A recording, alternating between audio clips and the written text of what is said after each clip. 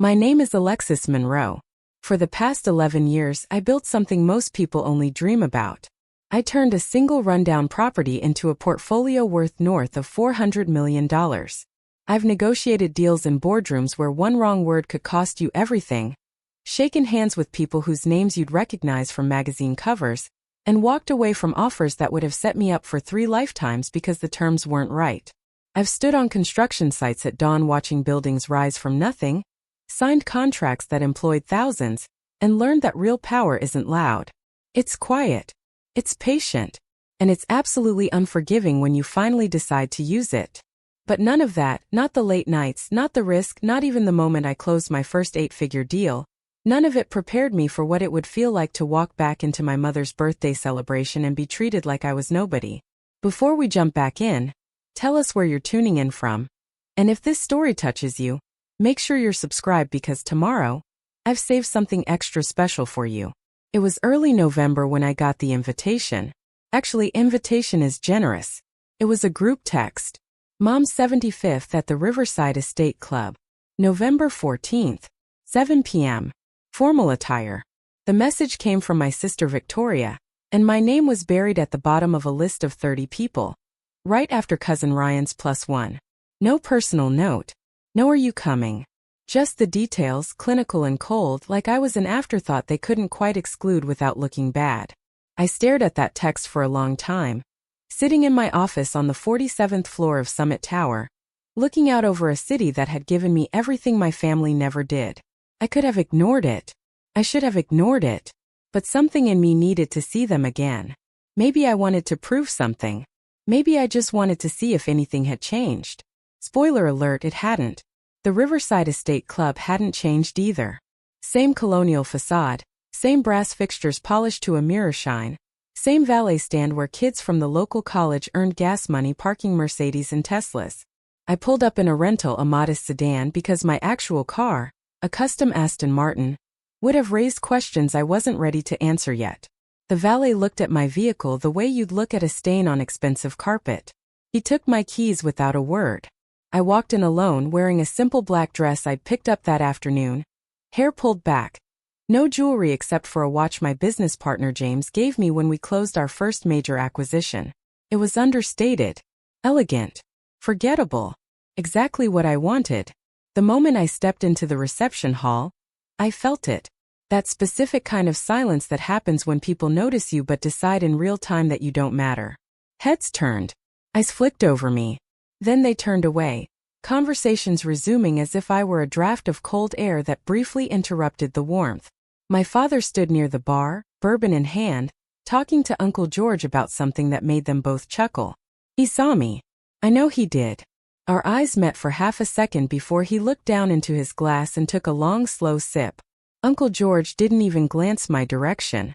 I scanned the room for my mother and found her near the center, surrounded by well-wishers, wearing a cream-colored gown that probably cost more than most people's monthly rent. She looked happy, vibrant. When her eyes landed on me, something flickered across her face. Not quite recognition. More like the moment you remember something unpleasant you'd successfully forgotten. She turned back to her conversation without acknowledgement. I stood there for what felt like an hour but was probably 30 seconds, just inside the doorway, waiting for someone to approach. No one did. Finally, I walked toward the seating chart displayed on a gold easel near the entrance to the dining hall. I found my name in small print at the very bottom. Table 14. I scanned upward. Tables 1 through 6 were family. 7 through 10 were close friends and business associates of my parents. 11 through 13 were extended family and neighbors. Table 14 was listed as overflow seating. I was overflow. And my own mother's birthday. I made my way through the room past clusters of people I'd known my entire childhood. Mrs. Pemberton, who used to bring us cookies at Christmas. Mr. and Mrs. Caldwell, who lived 3 houses down when we were kids. Cousin Ryan, who just made partner at some law firm downtown. Not one of them spoke to me. A few smiled, those tight, polite smiles you give strangers in elevators. Most just looked through me like I was staff. Table 14 was positioned near the swinging kitchen doors, just like in some cruel repeat of every family gathering I'd ever attended. Every time the doors opened, The smell of seared fish and roasted garlic rushed out, along with the clatter of pans and shouted orders from the kitchen line. The tablecloth was the same as all the others, but the centerpiece here was smaller, the candles shorter. It was a table for people who didn't quite belong. I sat down in the only open chair. To my left was an older man I didn't recognize, already halfway through a bottle of wine and humming tunelessly to himself. To my right was a woman scrolling through her phone, her thumb moving in rapid, mindless flicks. Neither of them looked up. I reached for the water glass in front of me, took a sip and settled in. I wasn't here to make a scene. Not yet. Dinner was served in courses. A butternut squash soup that was too salty. A mixed green salad with vinaigrette that tasted like it came from a bottle. The main course was pan-seared halibut with something they called a citrus reduction that was just melted butter and lemon juice. It was fine. Perfectly fine. The kind of meal that costs $200 a plate and tastes like 60. I ate in silence while conversations swirled around me. At the head table, Victoria stood and tapped her wine glass with a fork. The room quieted.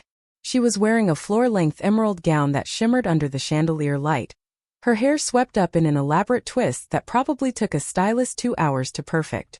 She looked every bit the successful daughter, the pride of the Monroe family. She smiled wide, that practiced smile she perfected somewhere between high school and her first board meeting. She began her speech with all the usual notes. How grateful she was to celebrate this milestone. How our mother was the strongest woman she'd ever known. How family was everything. Her voice carried across the room with the kind of ease that comes from someone who's used to being listened to. She talked about the new community initiative she was launching, the Monroe Legacy Foundation, dedicated to supporting women entrepreneurs in Riverside. There was applause. Lots of it. She thanked her husband Brandon for his support, and he raised his glass from his seat beside her, grinning like he'd won something. Then she thanked our father for teaching her the value of hard work. More applause. She thanked cousin Ryan for inspiring her to push boundaries. Even more applause. She thanked people I'd never heard of, donors and partners and board members. And then she wrapped up her speech with a touching tribute to our mother, her voice cracking just slightly in all the right places. Enough to seem genuine but not enough to smudge her makeup. She never said my name. Not once. I sat there, fork in hand, and realized that in her version of our family story, I simply didn't exist. When she finished, the room erupted. People stood. They clapped. Someone whistled. My mother dabbed at her eyes with a napkin, overwhelmed by the love in the room. Victoria soaked it all in, that validation she'd always craved. And when she finally sat down, she caught my eye from across the room. She didn't smile. She just looked at me with this expression that said, "See? This is what matters. You were never part of this." I looked right back at her, my face neutral, and took another sip of water. I wasn't angry. Anger would have been a waste of energy. I was just waiting. Because I knew something Victoria didn't. I knew exactly who owned the Riverside Estate Club. I'd purchased it 8 months ago through one of my holding companies as part of a larger acquisition deal. And I knew exactly. Preparing and narrating this story took us a lot of time, so if you are enjoying it, subscribe to our channel. It means a lot to us. Now back to the story. Who was paying for tonight's celebration? Every single course. Every glass of champagne. Every white rose in every centerpiece. Me. But I wasn't ready to say that yet. After the speeches, people mingled. The lights dimmed slightly and a jazz trio started playing soft background music near the bar. I stood and moved toward the periphery of the room. Not because I wanted to join anyone. Just because sitting alone at table 14 felt like admitting defeat. I found myself near the windows overlooking the club's golf course, the fairways dark and silent under a crescent moon. I watched the reflections in the glass, the shapes of people I used to know, moving and laughing and living lives that no longer included me. That's when Aunt Louise appeared at my elbow. She was my father's aunt, technically my great-aunt, a woman in her 80s with sharp eyes behind thick bifocals and a tendency to say exactly what was on her mind without considering whether anyone wanted to hear it. She looked me up and down, her lips pursed. "I haven't seen you in years," she said, not unkindly, just matter of fact. "What is it you do now, dear? Are you working?" I turned to face her and smiled politely. "I work in real estate," I said. Oh, she said, nodding slowly like she was trying to fit that information into a framework that made sense to her. So you sell houses? Something like that, I replied. She nodded again, satisfied. Well, that's nice. Steady work, I imagine. Not glamorous like your sister's foundation work, but steady is good. Better than nothing. I wanted to tell her that I didn't sell houses. I bought entire buildings. I restructured portfolios. I employed people who employed people. But I didn't. I just smiled and said it pays the bills. She patted my arm, a gesture that somehow felt condescending despite her intent, and wandered off toward the dessert table. I stayed by the windows a while longer watching the room. My father eventually approached the microphone for his own speech. He was more reserved than Victoria, his words measured and thoughtful. He talked about partnership, about the decades he and my mother had built together, about legacy and family values. He mentioned Victoria's foundation again, praised her vision. He gave a nod to Cousin Ryan's recent promotion. He even acknowledged Uncle George's upcoming retirement. And then he finished with a quote about gratitude that I'm sure he found on the internet that afternoon. The applause was warm but brief. People were ready for dessert. As he stepped away from the microphone, his eyes swept the room and landed on me. For just a moment we looked at each other. I thought maybe he'd come over. Maybe he'd ask how I was doing. Maybe he'd acknowledge that I existed. But he didn't. He turned toward the bar and ordered another bourbon. Dessert was a tiered vanilla cake with raspberry filling. The kind of cake that looks better than it tastes. I didn't touch mine. Instead, I excused myself from the table. Not that anyone noticed, and walked out into the hall. I needed air. I needed space. I found the women's lounge, a quiet room with plush chairs and soft lighting, and sat down on one of the benches near the window. I pulled out my phone and opened my messages. There was one from James Costa, my business partner, asking how the evening was going. I typed back a single word. Predictable. He responded immediately. Want me to send a car? I smiled despite myself. Not yet, I replied. Still gathering intel. His response was a thumbs-up emoji followed by, you're tougher than all of them combined. Don't forget that. I put my phone away and sat there for a few minutes, listening to the muffled sounds of the party continuing without me. When I returned to the dining hall, the energy had shifted. People were looser now, the alcohol doing its job. Laughter came easier. Conversations grew louder. I made my way back to table 14, and that's when Victoria found me. She didn't walk over so much as glide, her emerald dress trailing behind her like she was royalty.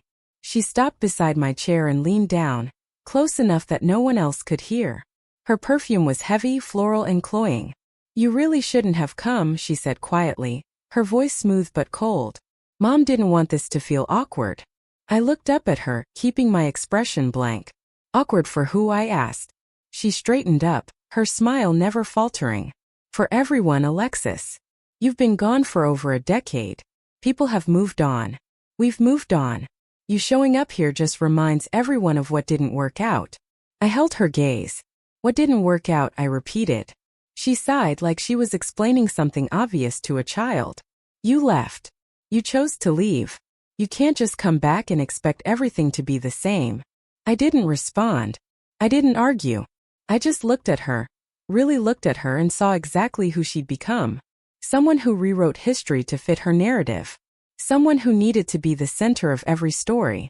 Someone who couldn't stand the idea that maybe, just maybe, I'd done more than survive. I'd thrived. But she didn't know that yet. So I just nodded slowly and said, you're right. Things aren't the same. She seemed satisfied with that. She patted my shoulder. Another condescending gesture that made my skin crawl, and walked away. I watched her rejoin her table, watched her lean into Brandon and whisper something that made him laugh. I watched her bask in the attention, the admiration, the love that filled the room. And I knew without a doubt that everything she'd built was about to come crashing down. Not because I wanted revenge, but because the truth has a way of surfacing, whether you're ready for it or not. The party went on for another hour. More drinks, more laughter. More speeches from people who wanted their moment in the spotlight. I stayed until the end, mostly out of stubbornness. When it was finally over, when the last guest had said their goodbyes and the staff started clearing tables, I walked out into the cool November night. The valet brought my rental car around, and I tipped him $20, which seemed to surprise him. I drove away from the Riverside Estate Club, away from my family, and back to the Sunset Motel on the edge of town. It wasn't much. Clean sheets, a working shower, and a door that locked. That was all I needed. I sat on the edge of the bed and pulled off my heels, my feet aching from standing all night. I thought about calling James, but it was late and I didn't have the energy to recap the evening in detail.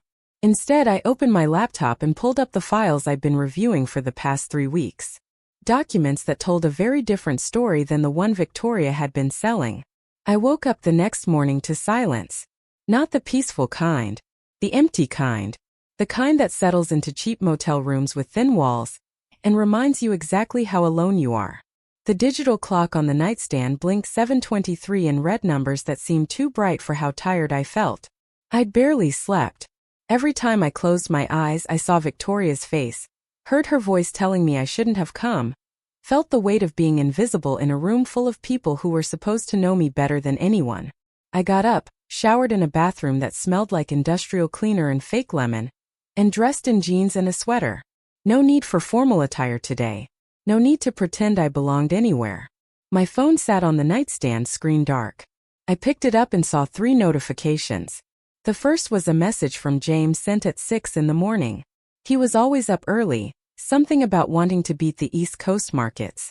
The message read, "Board meeting moved to next week. You good?" I typed back a quick response. "All good. Just tying up some personal things." The second notification was an email from my attorney Marcus Sheffield with the subject line Estate Club documentation. I'd asked him to pull everything related to the Riverside Estate Club acquisition, every contract, every invoice, every payment record. He'd delivered as always. The third notification made my stomach tighten. It was a text from my mother. Brief, cold, efficient. "Thank you for coming last night. It meant a lot." That was it. No question about how I was doing. No suggestion that we get coffee or catch up. Just a polite dismissal wrapped in false gratitude. I stared at those words for a long moment, then turned off my phone and tossed it onto the bed. I needed coffee. Real coffee. Not the single-serve packet sitting next to the motel room's dusty coffee maker. I grabbed my jacket and walked out into a morning that was gray and damp. The kind of November weather that makes everything look tired. Riverside hadn't changed much in the years I'd been gone. Same tree-lined streets. Same brick storefronts downtown. Same coffee shop on the corner of Main and Laurel where I used to study for exams in high school. I walked in and the smell hit me immediately. Dark roast and vanilla and something baking in the back. There were a handful of people scattered throughout the shop, laptops open, headphones in, living their quiet morning routines. I ordered a large black coffee and a blueberry muffin I had no intention of eating, paid with cash, and found a seat by the window. I sat there for a while watching Riverside wake up. A woman jogged past with a golden retriever. A man in a suit checked his watch and hurried toward the parking garage across the street. 2 teenagers walked by laughing about something on one of their phones. Normal life. The kind of life I'd left behind when I decided that staying here meant suffocating. I'd been 22 when I left. Fresh out of college with a degree in economics and a head full of ideas no one in my family took seriously. My father had wanted me to join his consulting firm, work my way up under his supervision, learn the family business. My mother had suggested I take some time off, maybe travel a little, figure out what I really wanted before committing to anything serious. Victoria had just gotten engaged and was busy planning a wedding that would be featured in the local society pages. No one asked what I wanted. So I stopped waiting for permission and left. I moved to Boston with $800 in my bank account and a duffel bag full of everything I owned. I crashed on a friend's couch for 3 months while I worked 2 jobs, one as a receptionist at a real estate office during the day and another as a bartender at night. I was exhausted all the time. I lived on ramen and black coffee, and the kind of determination that comes from knowing you'll never get a second chance if you blow the first one. The real estate office was where everything started. I watched deals happen. I listened to agents talk about properties and neighborhoods and market trends. I learned how money moved, how people made decisions, what drove value. And I realized something that changed everything. Real estate wasn't about buildings. It was about leverage. It was about seeing opportunities other people missed and having the guts to act on them. My first deal happened almost by accident. One of the agents at the office mentioned a small apartment building in a neighborhood that was just starting to turn around. The owner was elderly, couldn't keep up with maintenance and wanted out. The asking price was $240,000, which might as well have been $2 million for all the cash I had. But I'd been reading everything I could get my hands on about creative financing, about partnerships, about how to structure deals when you don't have money. I found an investor, a guy named Thomas Chun who ran a small fund and liked taking chances on young people with more ambition than sense. I pitched him my analysis, showed him the numbers, explained why this property was undervalued and how we could turn it around. He gave me 70% of what I needed. I scraped together the rest from a small business loan and my own savings. We closed the deal 4 weeks later. I spent the next 6 months learning how to be a landlord. I fixed leaky faucets at 2 in the morning. I dealt with tenant complaints about noise and parking and a dozen other things I'd never thought about. I painted walls and replaced light fixtures and learned the difference between a P-trap and a shut-off valve. It was brutal. It was unglamorous. And it was the best education I ever got. Within a year, I'd increased the property's value by 30% through renovations and better management. I refinanced, pulled out my equity, and used it to buy another building. Then another. Then another.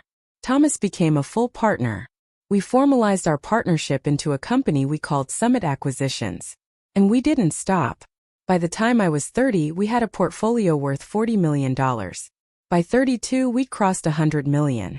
By 35, we'd broken into the big leagues, acquiring commercial properties and mixed-use developments in secondary markets across the Northeast. We were careful. We were strategic. We didn't chase headlines or try to be the flashiest players in the room. We just bought good properties, improved them, and held them for the long term. It worked. It worked better than I'd ever imagined. And through all of it, through every closing and every renovation and every late night reviewing contracts, I never called home. Not once. First it was because I was too busy. Then it was because I was too proud. I wanted to come back only when I had something to show for myself, something undeniable. But years passed and the distance grew and eventually it became easier to just stay away. My family never reached out either. No calls on my birthday. No emails asking how I was doing. Nothing. It was like I'd been erased from the family story, edited out to make room for Victoria's shinier, more palatable narrative. And honestly, I'd made peace with that. Or at least I thought I had. Until last night, when I sat at table 14 and realized that making peace with abandonment doesn't mean it stops hurting. I finished my coffee and left the shop. I had no plan for the day. No meetings, no obligations. I was just wandering, letting my feet carry me through streets I used to know by heart. I ended up downtown, near the old courthouse with its white columns and brick facade. Across from it was my father's office building, Monroe and Associates, etched in gold letters above the entrance. I stood on the sidewalk and looked up at the third-floor windows where his office used to be. Maybe still was. I wondered if he ever thought about me when he looked out those windows. Probably not. I kept walking, past the library where I used to hide during summer breaks, past the park where Victoria and I played as kids before everything got complicated. I ended up on Harborview Drive, a street that ran along the waterfront with expensive homes on one side and the gray expanse of the Sound on the other. I stopped in front of a house I recognized immediately. White colonial, blue shutters, a wraparound porch with wicker furniture. This was where we'd grown up. The Monroe family home. I hadn't seen it in over a decade, but it looked exactly the same. The garden was still meticulously maintained. The shutters were freshly painted. Even the mailbox at the end of the driveway looked like it had been replaced recently. I stood there staring at it, feeling nothing and everything at the same time. A car pulled into the driveway. I recognized it immediately. My father's silver Audi. He got out, noticed me standing on the sidewalk and froze. For a moment, neither of us moved. Then he closed the car door and walked toward me slowly, hands in his pockets, his expression unreadable. "Alexis," he said. "Just my name. Nothing else." "Hi, Dad," I replied. We stood there in awkward silence. He looked older than I remembered. More gray in his hair. Lines around his eyes that hadn't been there before. He glanced back at the house, then at me. You walking by or did you come here on purpose, he asked. I don't know, I said honestly. Just ended up here. He nodded like that made sense. Your mother's inside. Resting. Last night took a lot out of her. I bet, I said. Another silence. He shifted his weight, clearly uncomfortable. Look, he started then stopped. He rubbed the back of his neck. About last night. I know it wasn't easy. I didn't respond. I just waited. We didn't know if you'd come, he continued. Victoria said she invited you but didn't think you'd show. I showed, I said. He nodded again. I appreciate that. Your mother does too, even if she didn't say it. I looked at him directly. She didn't say anything, Dad. None of you did. He flinched slightly. I know. I know it's been complicated. Complicated, I repeated. That's one word for it.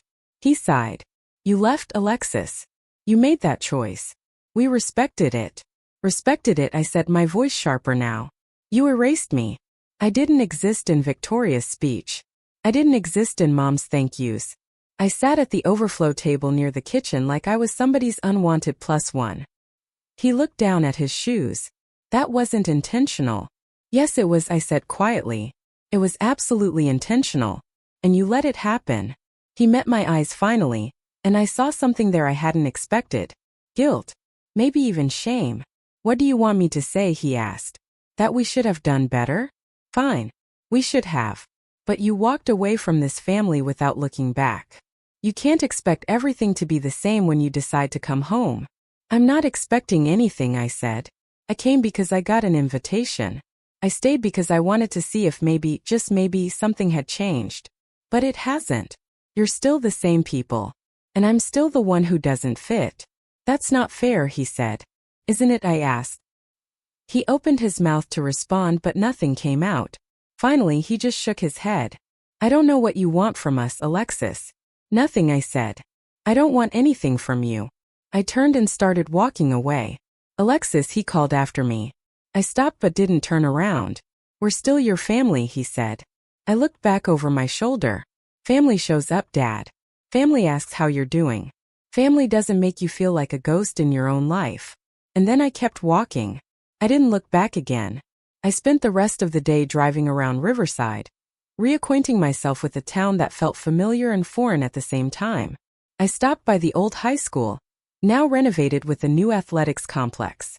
I drove past the movie theater where I'd had my first kiss with a boy whose name I couldn't remember anymore. I ended up at the Riverside Estate Club again, parking in the lot and just sitting there with the engine off. The club looked different in daylight. Less grand. Just a building. A very expensive building, but still just a building. I pulled out my phone and opened the file Marcus had sent me. Pages and pages of documents related to the acquisition. Summit Acquisitions had purchased the Riverside Estate Club 8 months ago, as part of a larger deal that included 3 other properties in the region. The club itself had been struggling financially for years, hemorrhaging money through poor management and declining membership. The previous owners had been desperate to sell. We'd bought it for a fraction of what it was worth, with plans to renovate and reposition it as a luxury event venue. What made me smile, sitting there in my rental car looking at spreadsheets on my phone, was a specific line item buried in the documents. A contract signed 6 weeks ago between the Riverside Estate Club and Victoria Monroe for the rental of the Grandview Ballroom and associated services for a private event on November 14th. My mother's birthday party. The total cost was $42,000, covering the venue, catering, staff, flowers, and bar service. Victoria had signed the contract on behalf of the Monroe Legacy Foundation, using foundation funds to pay for what was essentially a family party. That was interesting. What was more interesting was the payment schedule. A deposit of $10,000 paid up front. The remaining $32,000 due upon completion of the event.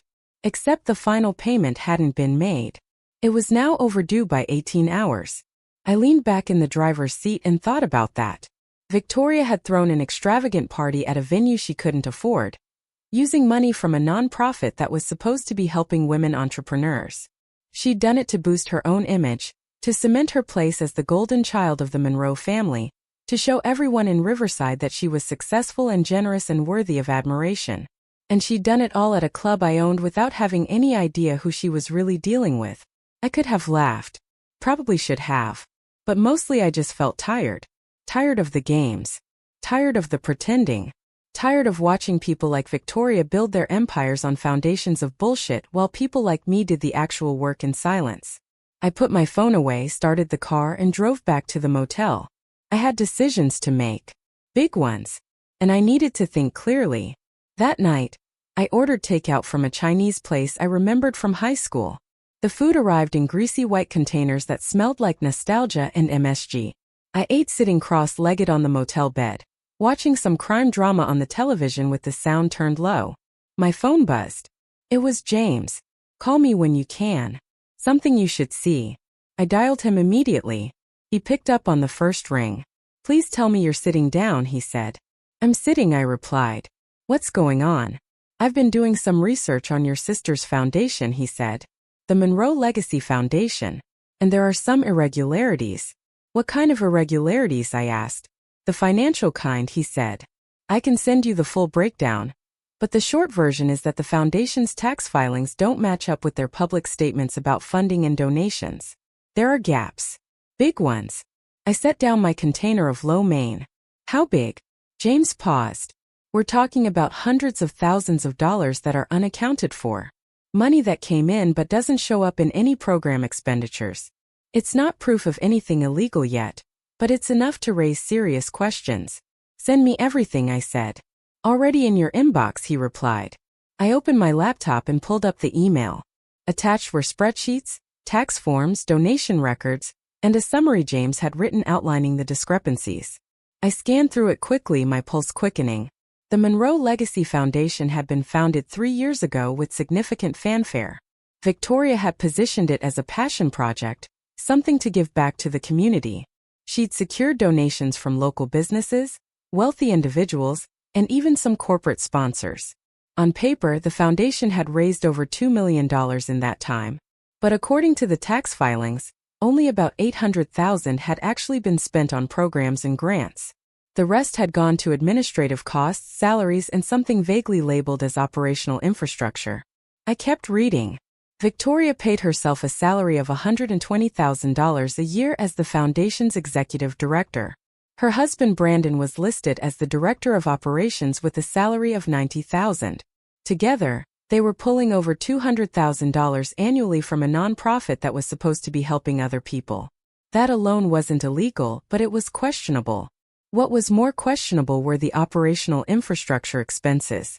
Over $600,000 had been funneled into something called Elevation Consulting Group. I didn't recognize the name, so I searched for it. The results were sparse. Elevation Consulting Group was a limited liability company registered in Delaware with no website, no public information, and no clear business purpose. It was a shell. And I was willing to bet everything I owned that if I dug deep enough, I'd find that Victoria or Brandon had a connection to it. I called James back. This Elevation Consulting Group, I said. Can you find out who owns it? Already on it, he said. I've got a guy who specializes in corporate filings. Give me 24 hours. I hung up and sat there staring at the screen. Victoria had built her reputation on the Monroe Legacy Foundation. She'd used it to position herself as a community leader, a philanthropist, someone who cared. She'd given speeches about empowering women and creating opportunities. And all the while, she'd been siphoning money into her own pockets through a fake consulting company. It was brazen. It was stupid. And it was exactly the kind of thing that would destroy her if it ever became public. I thought about last night. About her standing at the microphone talking about family legacy and civic duty. About the applause she received. About my mother's proud tears. All of it built on a lie. I closed my laptop and lay back on the bed, staring at the water-stained ceiling. I wasn't sure what I was going to do with this information yet, but I knew one thing. Victoria's carefully constructed world was about to fall apart. And this time, I wasn't going to be the one standing in the shadows watching it happen. The next morning, I woke up with a sense of clarity I hadn't felt in days. I knew what needed to happen next. I got dressed, checked out of the motel, and drove to Summit Tower. It was a 2-hour drive to the city, and I spent most of it on the phone with Marcus Sheffield going over legal strategies and discussing timelines. By the time I pulled into the underground parking garage, I had a plan. James was waiting in my office when I arrived. He had 2 cups of coffee and a folder thick with documents. "You look different," he said, handing me one of the cups. "I feel different," I replied. He grinned. "Good different or burn it all down different?" "Maybe both," I said. He laughed and opened the folder. Elevation Consulting Group is owned by a man named Derek Finch. Ever heard of him? I shook my head. Should I have? "He's Brandon's college roommate," James said. "They started the company together 4 years ago, right around the time Victoria founded the Monroe Legacy Foundation. It's a pass-through. The foundation pays Elevation for consulting services that don't actually exist, and Elevation turns around and distributes the money to Brandon and Finch. It's fraud. Plain and simple." I took a long sip of coffee and looked out the window at the city sprawling below. "How hard would it be to prove?" I asked. "Not hard at all," Marcus said, entering the office behind us. He set his briefcase down and pulled out another stack of documents. "I've already drafted a referral to the State Attorney General's office. With the evidence we have, they'll open an investigation within a week. And once that happens, everything becomes public record." I thought about that. About what it would mean for Victoria, for my parents, for the Monroe name that my father had spent his entire life building. Part of me felt a pang of guilt. But then I remembered sitting at table 14. I remembered being told I shouldn't have come. I remembered a decade of silence and erasure. And the guilt faded. "Do it," I said. "File the referral." Marcus nodded. "Consider it done." "Now," he said, "let's talk about the other matter. The Riverside Estate Club." The conference room at Summit Tower had floor-to-ceiling windows that looked out over the harbor. On a clear day, you could see all the way to the islands dotting the horizon. Today wasn't clear. A low fog hung over the water, turning everything gray and indistinct. Marcus Sheffield sat across from me at the long table, his briefcase open, papers spread out in neat stacks. James stood by the window with his second coffee of the morning, watching the fog roll in. We were about to discuss something that would change everything, and all 3 of us knew it. Marcus pulled out a document and slid it across the table to me. "This is the invoice for your mother's birthday party," he said. $42,000. $10,000 paid up front as a deposit. The remaining $32,000 now 12 days overdue. According to the contract Victoria signed, the Riverside Estate Club has the right to pursue collection after 7 days of non-payment. We're well past that threshold. I picked up the invoice and studied it. The charges were itemized down to the penny. Venue rental $12,000. Catering for 80 guests $18,000. Bar service for $1,000. Floral arrangements $3,000. Staff and service fees $5,000. It was extravagant, even by Riverside standards. The kind of party you throw when you want people to be impressed. "What are our options?" I asked. Marcus leaned back in his chair. "Legally, we can file a claim against the Monroe Legacy Foundation for the outstanding balance. Given the amount, we could also place a lien on any foundation assets until the debt is satisfied. If we want to be more aggressive, we could go public with the non-payment, which would raise questions about the foundation's financial management. Or," he said, pausing for effect, "we could use this as leverage." "Leverage for what?" James asked from the window. "For the truth," Marcus said simply. Victoria Monroe threw a $42,000 party, using funds from a nonprofit organization. That alone is questionable. But if we tie it to the larger pattern of financial mismanagement and the shell company payments, it becomes part of a bigger story. A story about someone who built their reputation on helping others while actually helping themselves. I set the invoice down and looked at both of them. "I don't want to destroy my family," I said quietly. "I just want them to see me." James turned from the window. "With all due respect, Alexis, they've had 11 years to see you. They chose not to. This isn't about destruction. This is about accountability." Marcus nodded in agreement. "You're not doing anything wrong here. You're a business owner pursuing a legitimate debt. If that debt happens to expose other problems, that's not your fault.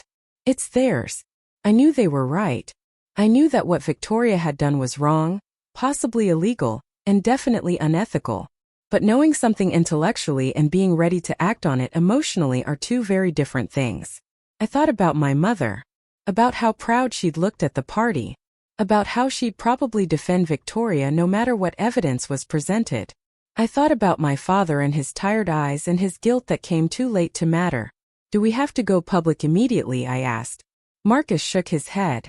We can start with a private demand letter. Notify Victoria that payment is overdue. And give her a deadline to settle the debt. If she pays, the matter is resolved quietly. If she doesn't, then we escalate. How long would that take? I asked. He could have the letter drafted and sent within 48 hours, Marcus said. After that, we'd give her 10 business days to respond. So 2 weeks total before anything becomes public. That felt manageable. That felt like I was giving her a chance, even if she didn't deserve one. Send the letter, I said. Make it professional. Make it clear. And make sure it goes directly to her, not to any foundation address where someone else might intercept it. Consider it done, Marcus said, gathering his papers. I'll have a draft to you by end of day. After Marcus left, James and I sat in silence for a while. The fog outside had thickened, pressing against the windows like it wanted to come inside. You okay? He asked eventually. I don't know, I said honestly. This feels bigger than I thought it would be. It is bigger, he said. But you didn't make it big. They did. You're just the one who's finally willing to call it what it is. I appreciated that. I appreciated James for being the kind of partner who didn't sugarcoat things but also didn't judge me for having complicated feelings about family.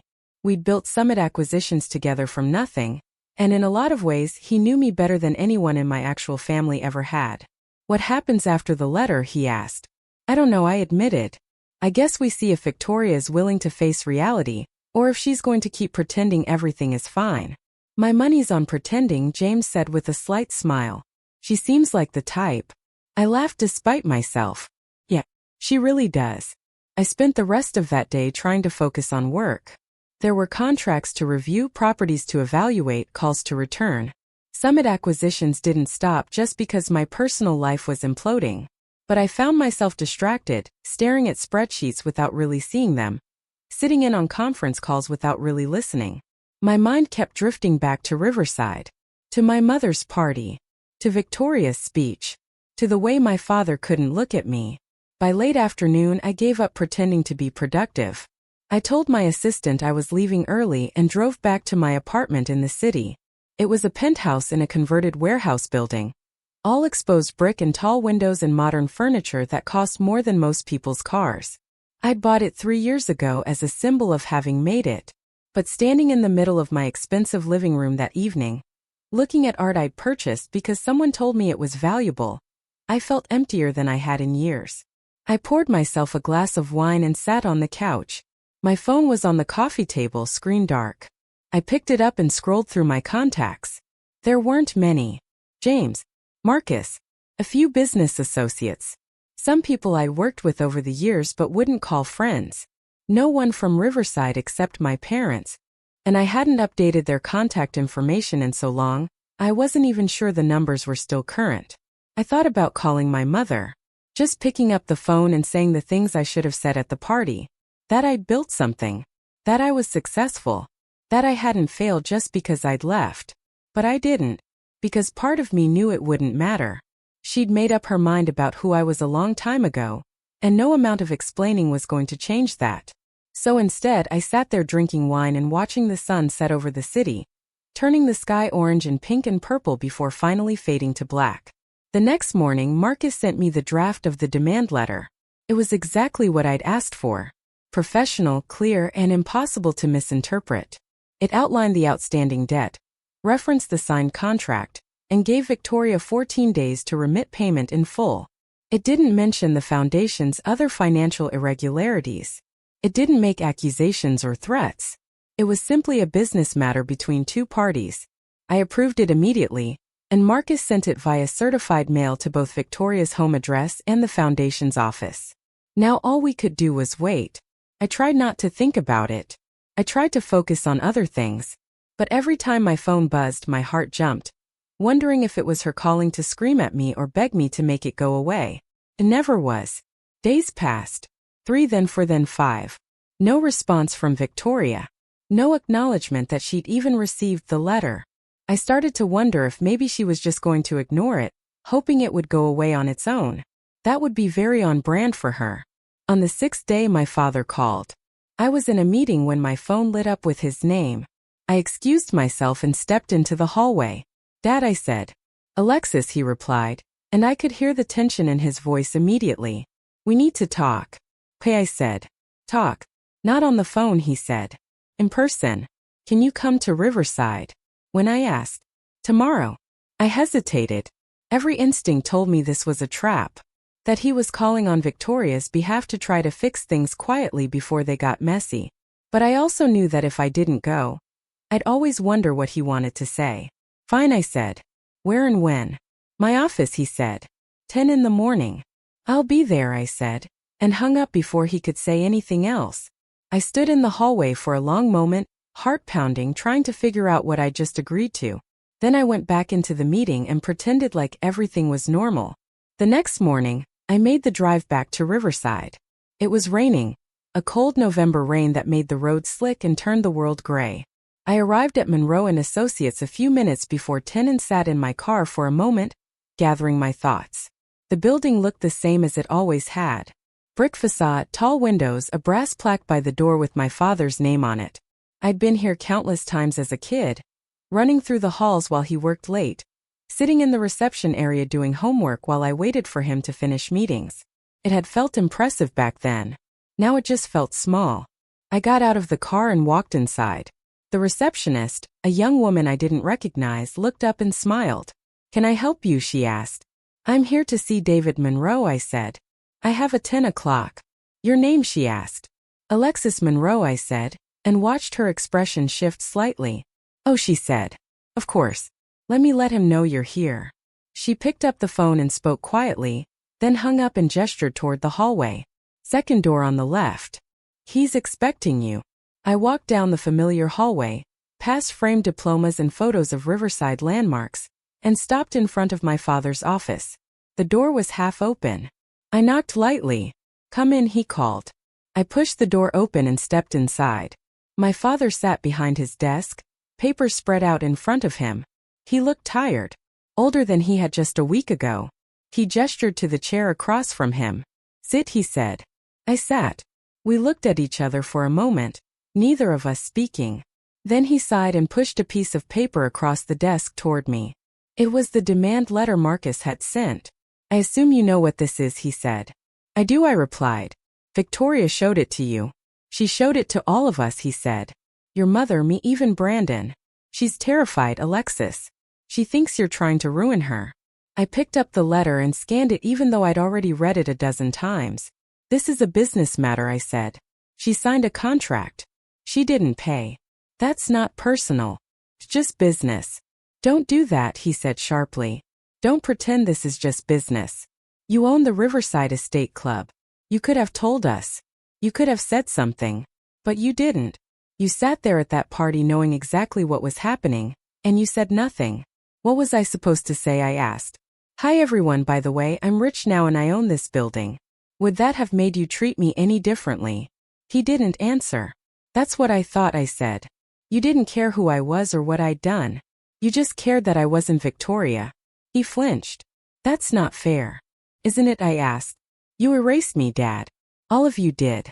And now that I'm standing up for myself, suddenly I'm the villain.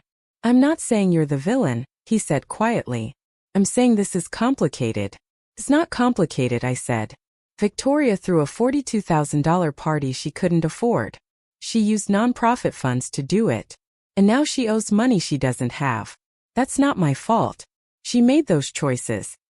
He rubbed his face with both hands. If you pursue this, it'll destroy her. The foundation will be investigated. Her reputation will be ruined. She'll lose everything. Then maybe she shouldn't have stolen from a charity, I said. The words came out harsher than I intended, but I didn't take them back.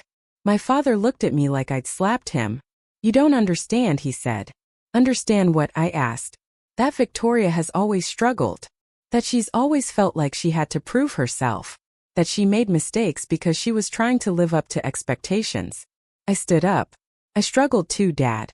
I proved myself too. I made something out of nothing without anyone's help. But you never noticed because it was easier to pretend I didn't exist. I'm done being invisible. And if that means holding Victoria accountable for her actions, then that's what I'll do. I turned to leave. Alexis, wait, he called. I stopped at the door but didn't turn around. Your mother wants to see you, he said. She's at the house. She asked me to bring you by after this. I looked back at him. Why, I asked. Because she knows we failed you, he said quietly. And she wants a chance to say that before this all falls apart. I studied his face, looking for signs of manipulation or strategy. But all I saw was exhaustion and something that looked like genuine regret. Fine, I said. I'll go see her. But I'm not making any promises. I didn't expect you to, he said. We drove separately to the house on Harborview Drive. The rain had slowed to a drizzle, and the sky was the color of old concrete. I parked on the street and followed my father up the walkway to the front door. He unlocked it and we stepped inside. The house smelled like coffee and something baking. My mother appeared from the kitchen, wiping her hands on a towel. She looked smaller than I remembered. Frilier. Or maybe I'd just gotten stronger. Alexis, she said. Her voice was soft, uncertain. Mom, I replied. She gestured toward the living room. Let's sit, she said. We sat. My father excused himself, saying he had calls to make, which we all knew was a lie. He just wanted to give us space. My mother folded her hands in her lap and looked at me. I don't know where to start, she said. The beginning works, I said. She smiled sadly. The beginning was a long time ago. I know, I said. We sat in silence for a moment. Then she took a deep breath. When you left, she said, I was angry. Not at you exactly, but at the situation. I thought you were throwing away opportunities. I thought you were being reckless. And I suppose I thought if I didn't acknowledge what you were doing, it wouldn't be real. That you'd come back eventually and everything would go back to normal. But you didn't come back, I said. No, she agreed. You didn't. And after a while, it became easier to just not talk about you. Victoria was here. She was present. She was doing things I understood. So I focused on her. And I let you disappear. Do you know what I've been doing for the past 11 years, I asked. She shook her head. Not really. Victoria said you were in real estate, but that was all I knew. I built a company, I said. From nothing. I own properties worth hundreds of millions of dollars. I employ hundreds of people. I've done deals that most people can't even comprehend. And I did it all without asking for anyone's help. Without expecting anyone in this family to care. Her eyes filled with tears. I'm so sorry, she whispered. Sorry doesn't fix 11 years, I said. It doesn't fix sitting at table 14. It doesn't fix being treated like I was nobody. I know, she said. I know it doesn't. But I'm saying it anyway because you deserve to hear it. I should have been proud of you. I should have told you that. I should have asked you to tell me about your life instead of assuming you didn't want me in it. You could have called, I said. So could you, she replied gently. She was right. I could have called. I could have reached out. I could have told them what I was building instead of waiting for them to ask. But I didn't because pride is a hell of a thing and I was drowning in it. We sat there for a long time, not speaking, just existing in the same space for the first time in over a decade. Finally, my mother spoke again. What happens now, she asked. I don't know, I said honestly. Victoria owes money she can't pay. And there are other problems with her foundation. Big problems. My mother closed her eyes. I know, she said quietly. You know, I asked, surprised.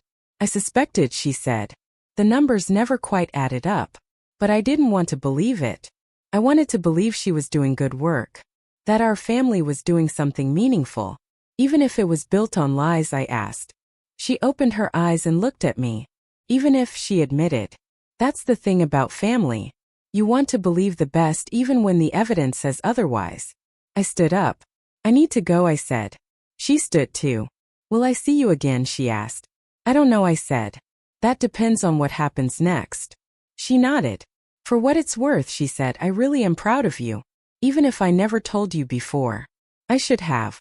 I wanted to believe her. Part of me did. But words are cheap, and I'd learned a long time ago that actions are the only currency that matters. I'll think about that, I said, and walked out of the house. My father was standing on the porch pretending to check his phone. I walked past him without speaking, got in my car and drove away. I didn't look back at the house. I didn't need to. Some doors close quietly, and you don't realize they're shut until you try to open them again. I drove back to the city with rain streaking the windows and my mind racing. The 14-day deadline for Victoria's payment was almost up. In less than a week, this would either be resolved quietly, or it would explode into something none of us could control. And honestly, I wasn't sure which outcome I wanted anymore. The 14-day deadline came and went without a word from Victoria. No payment. No phone call. No acknowledgement that the letter even existed. I sat in my office on day 15 watching the clock tick past 5 p.m., the official end of business hours, and felt something shift inside me. This was it. The point of no return. I picked up my phone and called Marcus Sheffield. Time to escalate, I said when he answered. He didn't ask if I was sure. He just said he'd have the paperwork filed by morning and hung up. Simple as that. 11 years of absence, a lifetime of being overlooked, and decades of family dysfunction, all coming down to a single decision made in less than 10 seconds. I should have felt something. Guilt maybe, or anger, or even satisfaction. But I just felt numb. James knocked on my office door an hour later. He had Thai food in paper bags and 2 bottles of beer. Figured you could use this, he said, setting everything down on my desk. You figured right, I said.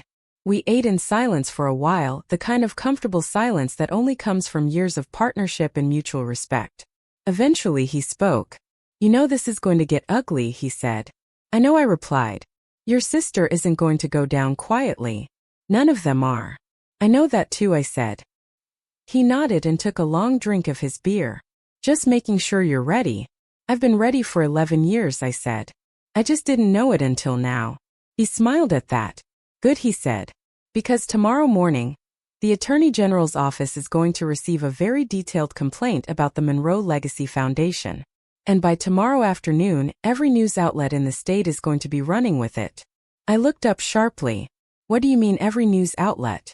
Marcus has a contact at the Hartford Courier, James said. Investigative journalist. Won awards for exposing nonprofit fraud. He's been sitting on our documentation for 3 days waiting for the green light. The moment we file with the AG, he's publishing. I set down my food. You didn't think to mention this before. You didn't ask, James said simply. Besides, you know how this works. The story was always going to break. The only question was whether we controlled the narrative or let someone else do it for us. This way the facts come out first. Clean. Clear. Before Victoria has a chance to spin it. He was right. I knew he was right. But knowing something and being ready for the fallout are 2 different things. What's the angle, I asked. Local philanthropist accused of embezzling from her own charity, James said. The journalist has everything. The shell company. The inflated salaries. The unpaid debts. And the kicker, the fact that her sister, a successful real estate developer who owns half the properties in 3 states, has been completely shut out of the family while Victoria played the hero with other people's money. You made me part of the story, I said. You are part of the story, James replied. You're the contrast. The person who actually built something versus the person who pretended to. It's compelling. It's human. And it's going to make people understand why this matters. I leaned back in my chair and closed my eyes. When does it publish? Tomorrow at 6 a.m., he said. Before the markets open. Before anyone has a chance to get ahead of it. I opened my eyes and looked at him. No going back after this. No going back after you sent that demand letter, he said. This is just the next step. I nodded slowly. All right, I said. Let's do it. James raised his beer bottle. To the truth, he said. To the truth, I echoed, and we clinked bottles. The rest of the evening passed in a blur. I went home, tried to sleep, failed miserably, and ended up sitting on my couch at 3 in the morning watching infomercials and questioning every decision I'd ever made. By 5 a.m., I gave up on sleep entirely and made coffee strong enough to strip paint. At 6:02 my phone started ringing. It was my father. I let it go to voicemail. At 6:07 it was my mother. Voicemail again. At 6:15 it was a number I didn't recognize. I answered that one out of curiosity. Miss Monroe, a woman's voice said. This is Rebecca Cho from Channel 8 News. I'm hoping to get a comment on the story that just broke about your sister's foundation. No comment, I said and hung up. By 7 a.m., I had 23 missed calls and 46 text messages. Most were from reporters. A few were from people I hadn't spoken to in years, suddenly interested in reconnecting. One was from Victoria. It was 3 words long. How could you? I stared at those words for a long time. How could I? How could I what? Hold her accountable. Tell the truth. Refuse to enable her anymore. I typed back a response and then deleted it. Then typed another and deleted that too. Finally, I just turned off my phone. The story was everywhere. Hartford Courier ran it as the front page headline. Monroe Legacy Foundation under investigation for financial misconduct. By noon, it had been picked up by the Associated Press. By 2 p.m. it was trending on social media. People I'd never met were posting about it, sharing opinions, digging up old photos of Victoria at charity events, comparing her to other fallen philanthropists. It was a feeding frenzy and I'd lit the match. Marcus called from his office line, one of the few numbers I hadn't blocked. The Attorney General's office has officially opened an investigation, he said. They're requesting all financial records from the foundation going back 3 years. Victoria's lawyer has already reached out trying to negotiate. What did you tell them? I asked. That we're happy to cooperate fully with the investigation, Marcus said. And that the outstanding debt to the Riverside Estate Club still needs to be paid regardless of what else happens. How did they respond to that? They hung up, he said. I could hear the smile in his voice. Over the next few days the story grew. It turned out we weren't the only ones Victoria had stiffed. 3 other vendors came forward saying the foundation owed them money.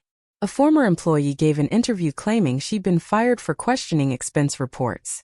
Someone leaked internal emails showing Victoria had used foundation credit cards for personal expenses, including a vacation to Turks and Caicos that was categorized as a planning retreat. The Monroe Legacy Foundation collapsed in less than a week. The board of directors resigned en masse. Corporate sponsors pulled their support. The foundation's bank accounts were frozen pending the investigation.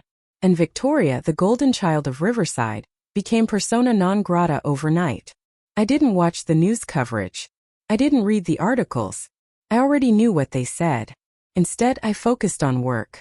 We had a major acquisition closing in Boston that required my full attention. I flew up for meetings, signed documents, shook hands with people who either didn't know about my family drama or were professional enough not to mention it. It was almost a relief to be somewhere the name Monroe didn't carry weight. But I couldn't hide forever. On the 8th day after the story broke, my mother showed up at my office. My assistant tried to stop her, but Patricia Monroe had never been good at taking no for an answer.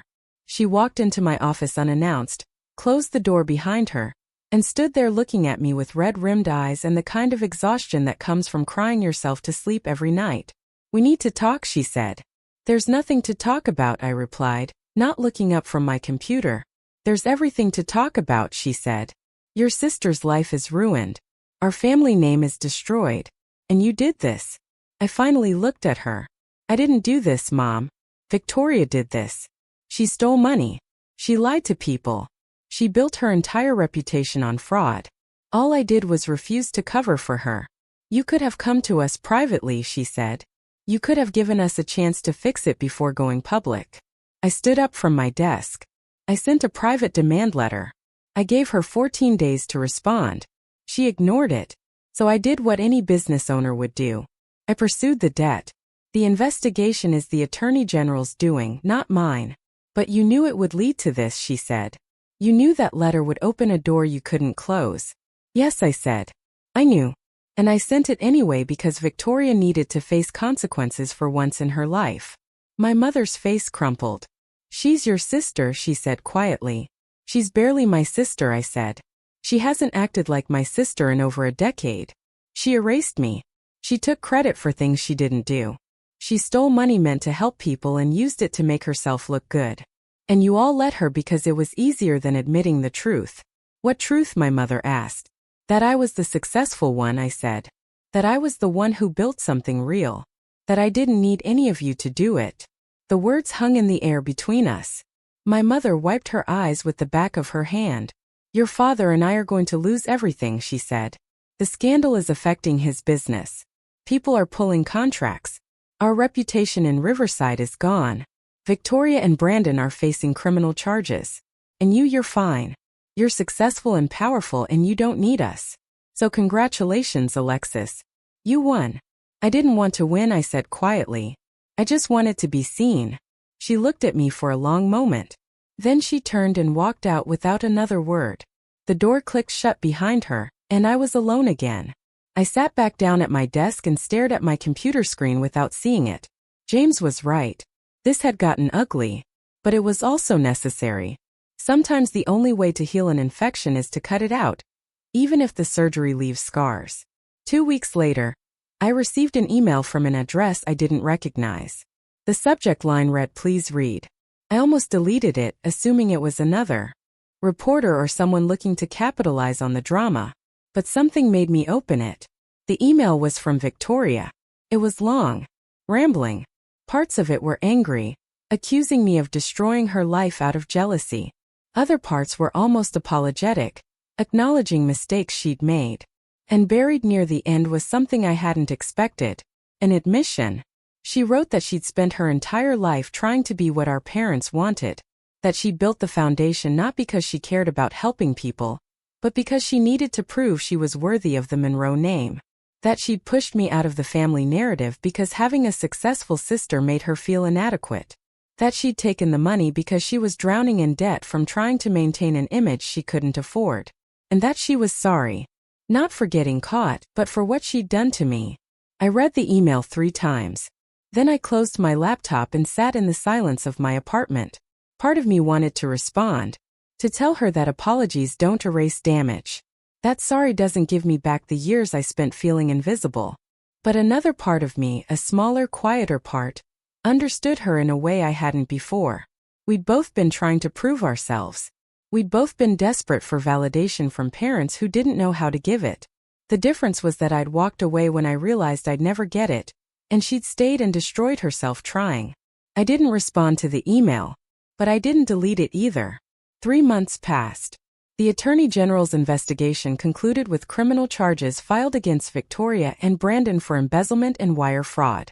They both pleaded guilty as part of a deal that kept them out of prison, but required full restitution to the foundation's donors and 5 years probation. The Monroe Legacy Foundation was officially dissolved. My father's business recovered slowly as he distanced himself from the scandal and rebuilt his reputation one client at a time. My mother stopped calling after that day in my office. I heard through mutual acquaintances that she'd started volunteering at a women's shelter, trying to do quietly what Victoria had pretended to do publicly. I thought about reaching out to her but never did. Some distances are too great to bridge, even with the best intentions. And then one day in early March I got a call from a lawyer in Riverside I'd never heard of. "Miss Monroe," he said. "I'm handling the dissolution of the Monroe Legacy Foundation's remaining assets. There's a property that needs to be dealt with." "What property?" I asked. "A building on Harborview Drive," he said. "It was purchased by the foundation 2 years ago, with the intention of converting it into a community resource center. The project was never completed due to, recent events. The building is being sold to settle debts, and as the largest creditor, you have first right of refusal on the purchase." I looked up the property address. It was 3 blocks from my childhood home. An old brick building that used to be a school before it closed in the 90s. I remembered it vaguely. Broken windows. Overgrown lawn. The kind of place kids dared each other to explore at night. "What's the asking price?" I asked the lawyer. $200,000, he said. "It needs extensive renovation but the bones are good. And the location is prime." "I'll take it," I said without hesitation. The lawyer seemed surprised. "You don't want to inspect it first?" "I know what I'm buying," I said. "Draw up the papers." We closed on the property 3 weeks later. I hired a local contractor, someone who'd worked on several of my other projects, and gave him a simple directive. Turn this into something that actually helps people. Not a vanity project. Not a monument to anyone's ego. Just a real functional community center with resources for people who need them. 6 months later, the Riverside Community Resource Center opened its doors. It had a computer lab for job seekers, meeting rooms available for free to local nonprofits, a small commercial kitchen for culinary training programs, office space for social workers and counselors. Everything the Monroe Legacy Foundation had promised to create but never did. I didn't put my name on the building. I didn't hold a grand opening ceremony. I just quietly funded it through one of my holding companies and let it exist without fanfare. But word got around anyway. Riverside is a small town and people talk.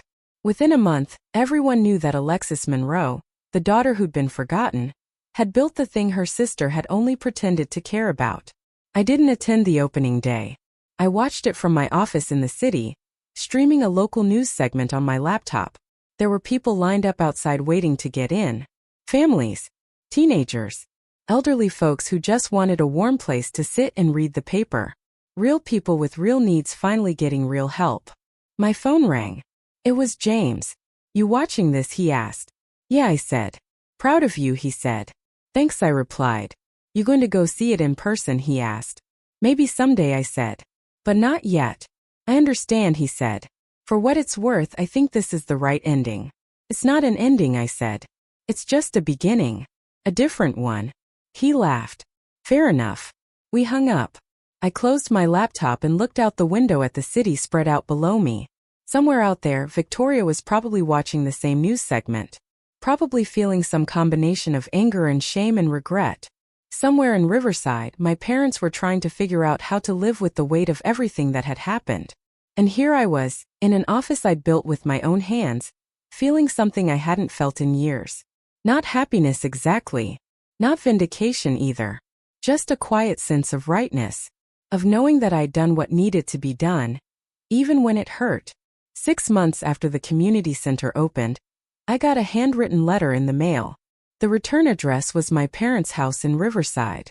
I almost threw it away unopened, but curiosity won out. Inside was a single page written in my mother's careful handwriting. "Dear Alexis," it began. "I don't expect you to forgive us. I don't expect you to call or visit or pretend that what happened didn't happen. But I wanted you to know that I've seen what you built. The resource center. And I've seen the people it's helping. Real people, not the imaginary beneficiaries your sister talked about in her speeches. You did what we should have done. What Victoria should have done. You actually helped instead of just performing help. And I'm proud of you for that, even though I have no right to be. Your father and I are learning to live smaller lives. Quieter ones.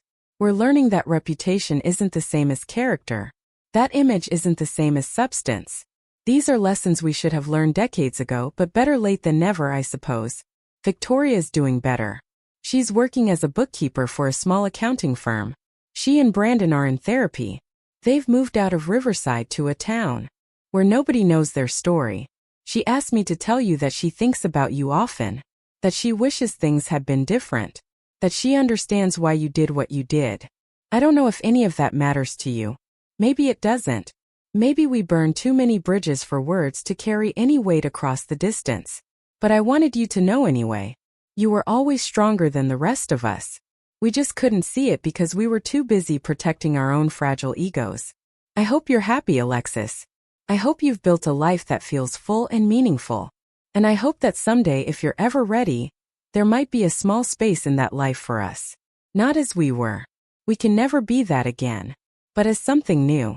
Something honest. With love I probably don't deserve to offer, Mom. I read the letter twice. Then I folded it carefully and put it in my desk drawer. I didn't respond immediately. I needed time to think. Time to feel. Time to decide if forgiveness was something I was capable of or even interested in. But I kept the letter. That felt like something. A week later I drove back to Riverside. Not to see my parents. Not to confront Victoria. Just to see the community center in person. I parked across the street and sat in my car watching people come and go. A woman with 2 kids heading into the computer lab. An elderly man shuffling toward the meeting rooms with a stack of papers. A group of teenagers laughing as they walked up the front steps. This was real. This mattered. This was proof that something good could come from something painful if you were willing to do the hard work of building instead of performing. I got out of my car and walked across the street. Inside, the building hummed with activity. People working at computers. A cooking class happening in the kitchen. The smell of garlic and herbs filling the air. A job counselor meeting with a young man in one of the glass-walled offices. Nobody recognized me. Nobody knew I was the one who'd paid for all of this. And that felt exactly right. I walked through the building slowly, taking it all in. And in the back hallway, near the emergency exit, I found something I hadn't expected. A small plaque mounted on the wall. It read, In memory of what could have been, and in celebration of what is. Built not for recognition but for purpose. I stood there staring at that plaque for a long time. I didn't know who'd put it there. The contractor maybe. Or James pulling strings behind the scenes. It didn't matter. What mattered was that it was true. I'd built this not because I wanted applause or redemption or revenge. I'd built it because it needed to exist. Because people needed help. Because words and performances and carefully curated images don't actually change anything. But walls and programs and resources do. I walked back outside into the cool spring air. The sun was setting, painting the sky in shades of orange and pink. My phone buzzed. It was a text from my father. I heard you were in town. Would you want to have coffee sometime? No pressure. Just an offer. I stared at the message for a long moment. Then I typed back maybe. Someday. But not yet. His response came quickly. I understand. Thank you for considering it. I put my phone away and got back in my car. As I drove out of Riverside, I looked in the rearview mirror at the town shrinking behind me. The place where I'd grown up feeling invisible. The place where I'd been erased from my own family's story. The place where I'd finally learned that the only validation that matters is the kind you give yourself. I didn't know if I'd ever have a real relationship with my parents again. I didn't know if Victoria would ever truly understand the damage she'd caused. I didn't know if the distance between us would ever shrink to something manageable. But I knew one thing for certain. I didn't need them to see me anymore. I'd already seen myself. And that was enough.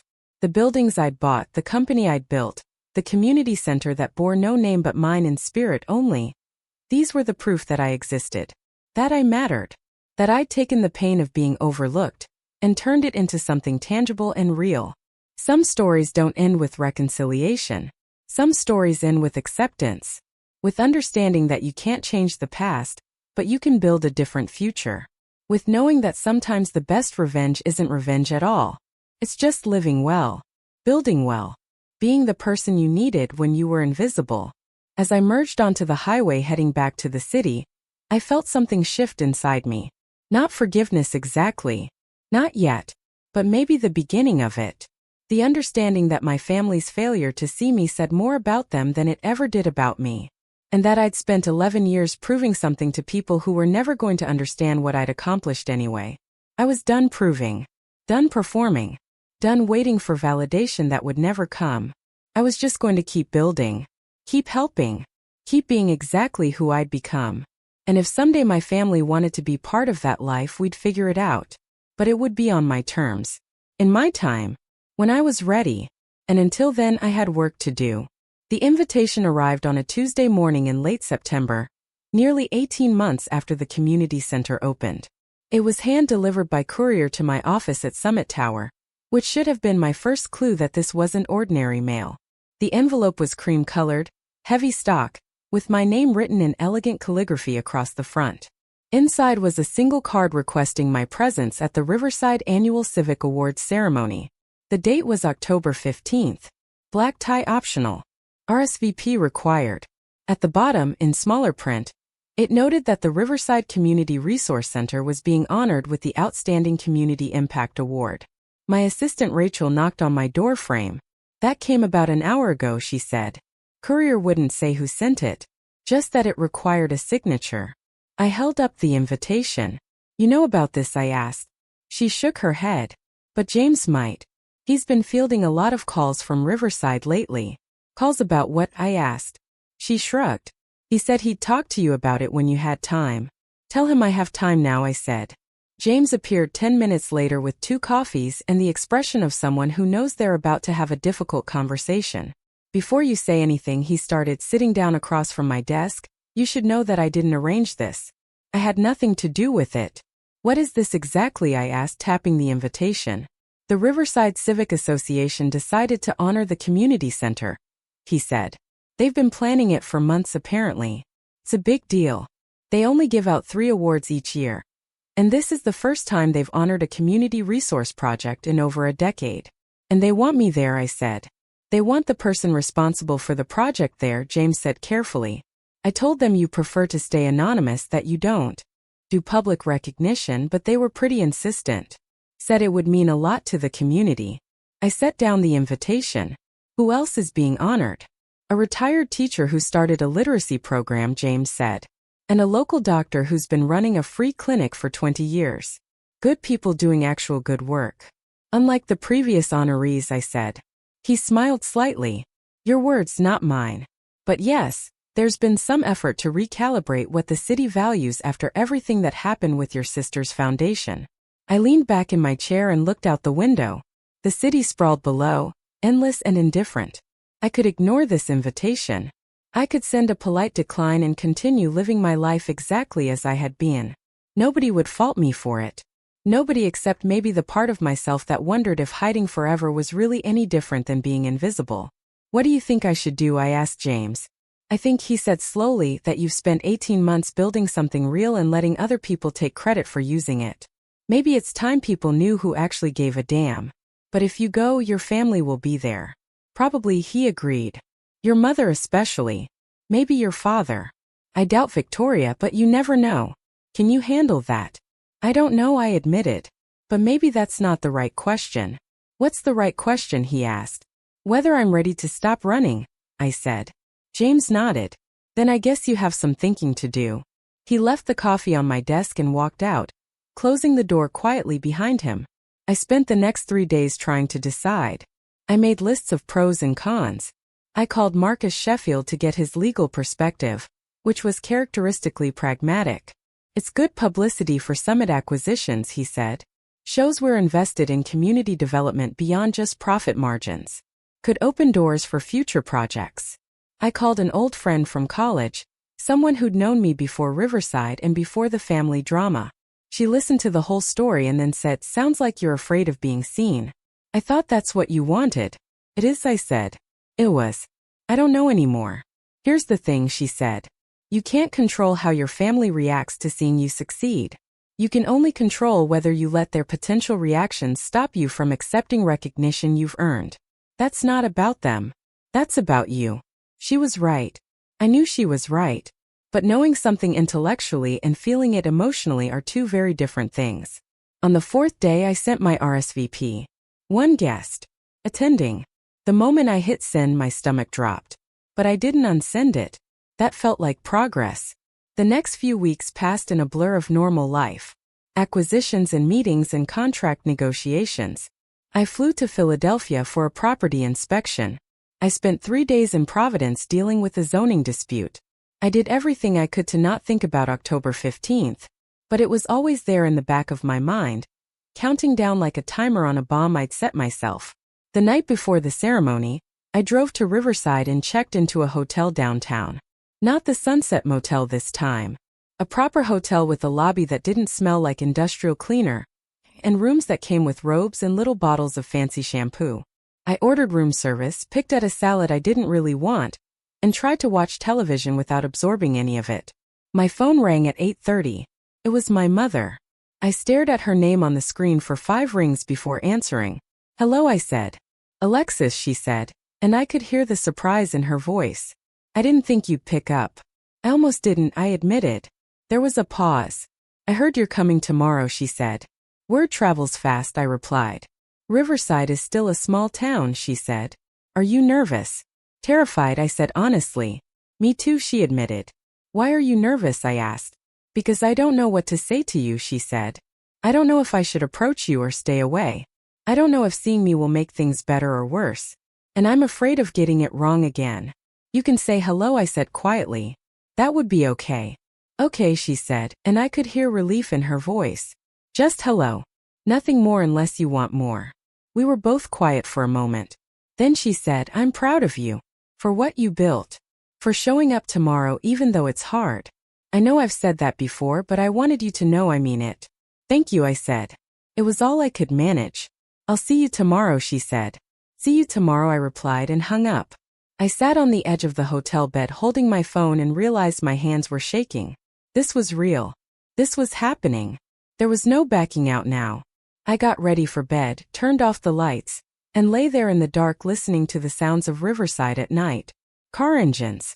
Distant voices. The hum of the air conditioning. Sounds that were familiar and strange at the same time. Eventually I fell asleep. The morning of the ceremony, I woke up early and went for a run along the waterfront. The air was cool and crisp, autumn settling into the landscape with red and gold leaves scattered across the path. I ran until my legs burned and my lungs ached, trying to exhaust the anxiety out of my system. It didn't work, but at least I felt physically tired instead of just mentally wound up. I showered, dried my hair, and laid out the dress I'd brought. It was midnight blue, elegant but not flashy, with a neckline that showed the small scar on my collarbone from a car accident years ago.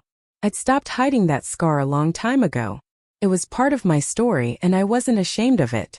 I did my makeup carefully, put on the dress, and looked at myself in the full-length mirror. The woman looking back at me was someone I recognized. Strong, capable, a little bit scared but showing up anyway. That felt like enough.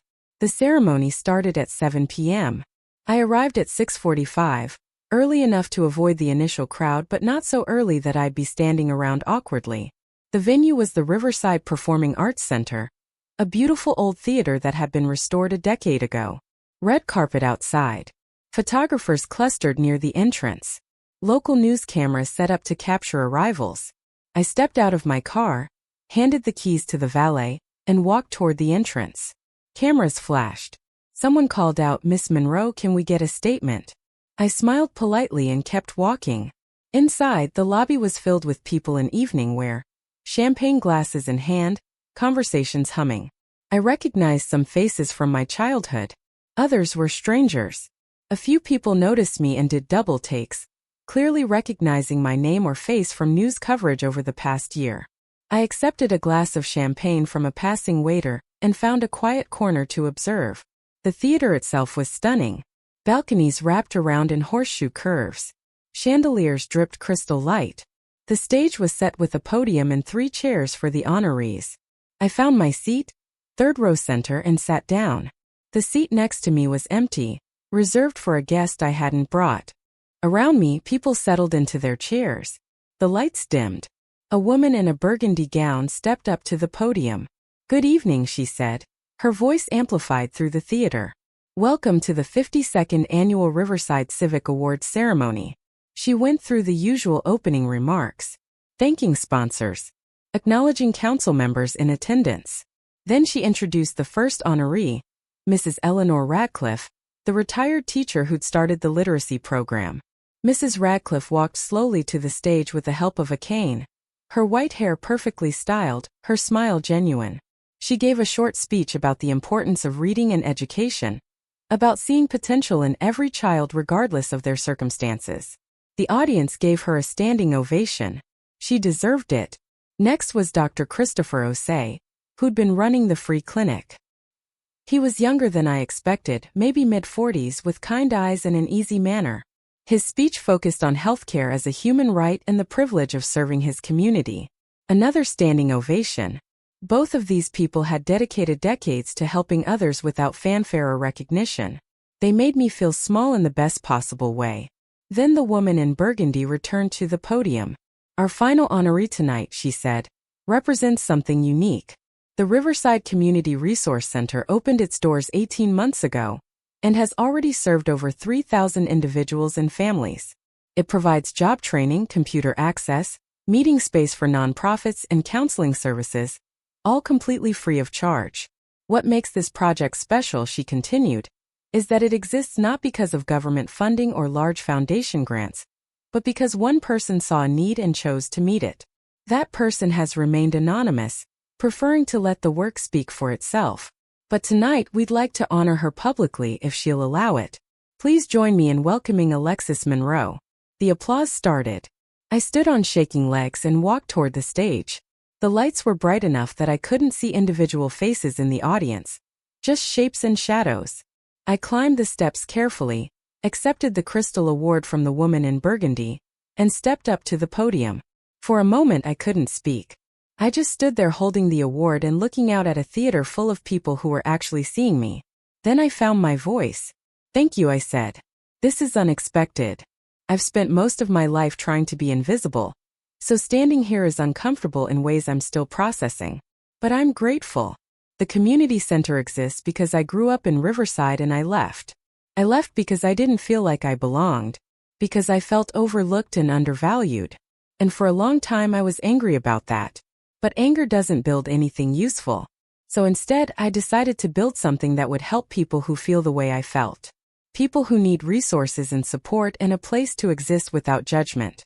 I didn't do this for recognition, I continued. I did it because it needed to exist. But I'm learning that accepting recognition doesn't diminish the work.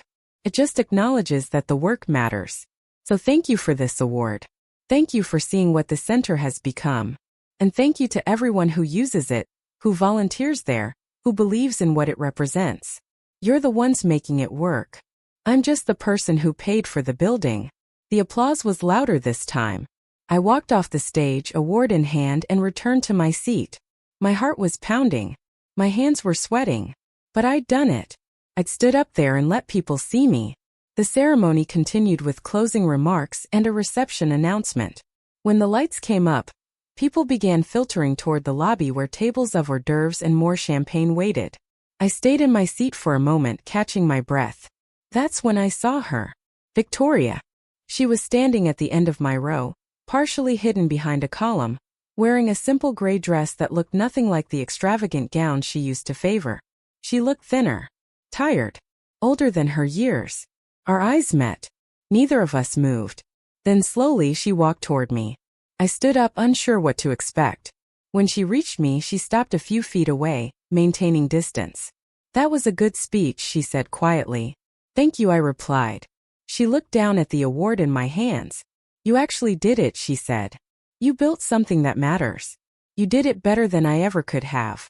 I didn't know what to say to that. So I just waited. I'm not here to ask for forgiveness, Victoria continued. I know I don't deserve it. I just wanted to see you up there. Wanted to watch you get recognized for something real. Because you were right about everything. About me, about the foundation, about all of it. And I'm sorry. Not because I got caught. Because I hurt you. I looked at my sister. Really looked at her, and saw someone I barely recognized. The arrogance was gone. The performance was gone. What was left was just a person trying to figure out how to live with her mistakes. I appreciate that, I said finally. It doesn't fix anything, but I appreciate it. I know, she said. Can I ask you something? I nodded. Do you think we'll ever be okay, she asked. Like, not close maybe, but okay. I thought about that question. About 11 years of distance and 18 months of fallout, and all the hurt that sat between us like a wall neither of us knew how to climb. I don't know, I said honestly. Maybe. Someday. But not yet. She nodded like she'd expected that answer. Fair enough, she said. She turned to leave, then stopped. For what it's worth, she said without looking back. I always knew you were the stronger one. I just couldn't admit it. And then she walked away, disappearing into the crowd flowing toward the lobby. I stood there holding my award and feeling something shift inside me. Not forgiveness exactly. Not reconciliation. But maybe the first small crack in the armor I'd been wearing for so long. I made my way to the reception. People approached me throughout the evening. Council members shaking my hand. Nonprofit directors thanking me for the meeting space. Parents whose kids use the computer lab telling me it changed their lives. A woman my age introduced herself as the director of the resource center. Someone I'd hired through an intermediary and never met in person. You have no idea what you created, she said. Her eyes bright with emotion. That building has become a lifeline for people. Thank you for trusting us to run it. That's what good leadership looks like, I said. Hiring competent people and getting out of their way. She laughed. Well, thank you for the vote of confidence. And for funding the expansion. Wait, what expansion? I asked. She looked confused. The proposal we submitted last month. James Costa approved it. New computers for the lab and 2 additional counselor positions. Oh, I said, making a mental note to have words with James about approving things without telling me. That expansion. Right. Of course. I'm glad it's moving forward. I found James a few minutes later near the dessert table. You approved an expansion, I said. You're welcome, he replied, biting into a chocolate-covered strawberry. I told you I was handling the Riverside calls. That's what I was handling. How much? I asked. 40,000, he said. Well within the discretionary budget we set for community projects. And before you get mad, you would have approved it anyway. You just would have taken 3 weeks to overthink it first. He wasn't wrong. I hate that you know me so well, I said. Part of the job, he said, grinning. How are you holding up? Surprisingly okay, I admitted. This is going better than I expected. That's because you're exactly where you're supposed to be, he said. Being recognized for work that actually matters. By people who actually appreciate it. Feels different than hiding, doesn't it? Yeah, I said. It really does. I circulated through the reception for another hour, making small talk and accepting congratulations and slowly realizing that I didn't feel out of place. These weren't the people who'd made me feel invisible growing up. These were people who understood that value comes from what you build, not who your family is or how well you perform for an audience. As the evening wound down, I found myself standing near the theater entrance, watching people leave. That's when my parents appeared. Together. My mother in a navy dress, my father in a dark suit. They approached slowly, cautiously, like they were afraid I might bolt. You were wonderful up there, my mother said. Very gracious, my father added. Thank you, I said. We stood in awkward silence for a moment. Then my mother said, would you want to have breakfast tomorrow before you leave? Nothing heavy. Just coffee and maybe some conversation. We could meet at that place on Main Street you used to like. The one with the blueberry pancakes. I looked at both of them. At the hope and fear mixed in their expressions. At the way they stood close together like they needed each other's support to face me. Part of me wanted to say no. To maintain the boundaries I'd built and protect myself from potential disappointment. But another part, the part that had just spent an evening being seen and valued, wondered if maybe it was time to see if they could change too. Okay, I said. Tomorrow at 9. My mother's face lit up. Really? Really, I said. But I'm not promising anything beyond breakfast. We're just talking. That's all I'm asking for, she said. My father nodded. That's more than we deserve. They left together, and I watched them walk to their car, my father's hand on my mother's back in a gesture of comfort and solidarity. Whatever else they were still partners. Still together after everything. That counted for something. I drove back to my hotel, changed out of my dress, and sat on the bed with my award on the nightstand. The crystal caught the light from the lamp, throwing small rainbows across the wall. I picked up my phone and scrolled through messages. James had sent a photo of me on stage with the caption, "Look at you being all public and stuff. Proud of you, boss." Marcus had sent a brief note, "Excellent speech. Very professional. This will be good for business." My college friend had sent a string of celebration emojis followed by, "You did it. I'm so proud." And at the bottom, there was a message from a number I didn't recognize. I opened it. "This is Victoria. I got your number from Mom.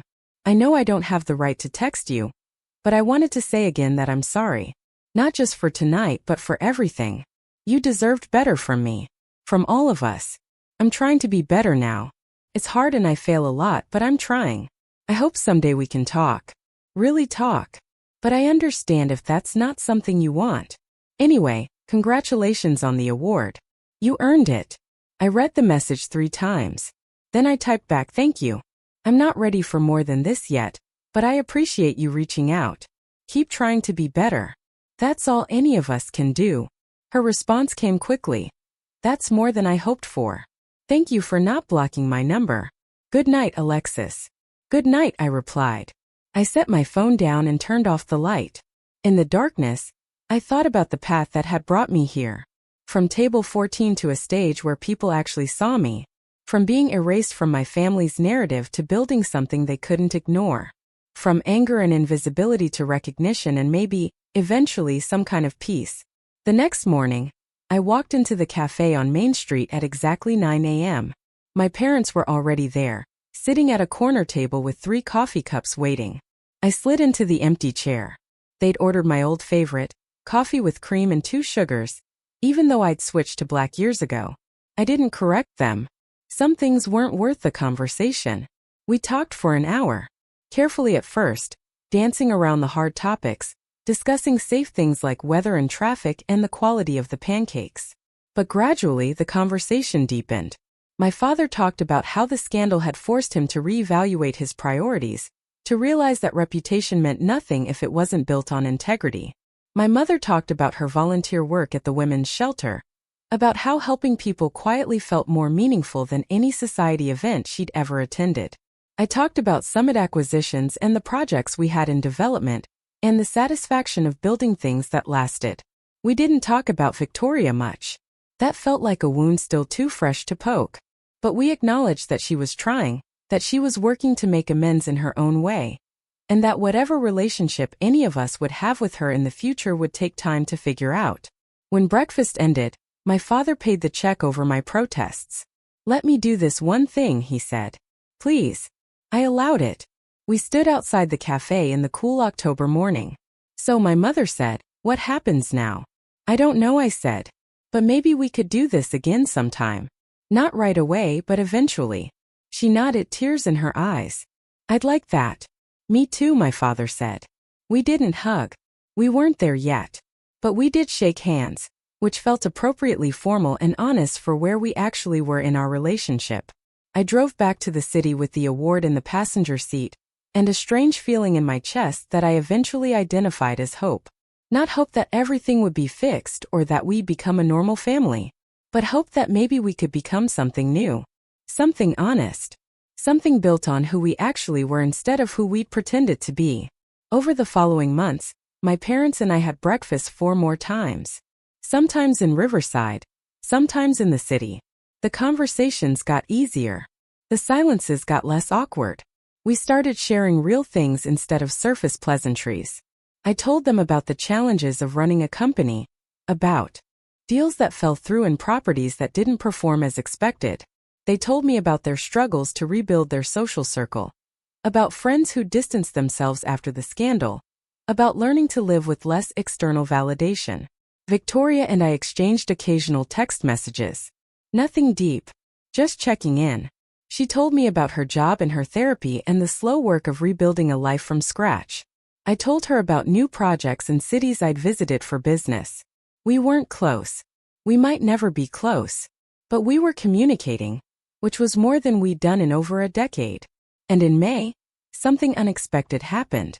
I received a proposal from the Riverside City Council to partner on an affordable housing development project. They wanted to convert an old factory building into mixed-income apartments with retail space on the ground floor. The project would require significant private investment alongside city funding, and they wanted Summit Acquisitions to lead it. I met with the council members, reviewed the plans, ran the numbers. It was a good project. Financially sound. Socially important.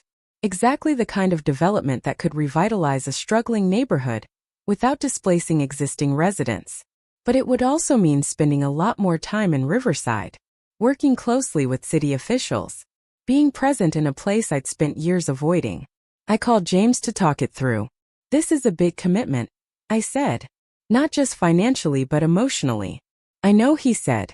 "But it's also an opportunity to build something meaningful in the place that made you who you are. To prove that you're not running anymore." "You think I should do it?" I asked. "I think you already know what you're going to do," he said. "You just want someone to confirm it's not crazy." "Is it crazy?" I asked. "No," he said. "It's growth. There's a difference." We took the project, signed the contracts in June, broke ground in August. I found myself in Riverside 2 or 3 days a week, meeting with architects and contractors and city planners. I bought a small condo near the waterfront instead of staying in hotels. Not because I was moving back, but because I needed a base of operations. Something that felt more permanent than a hotel room.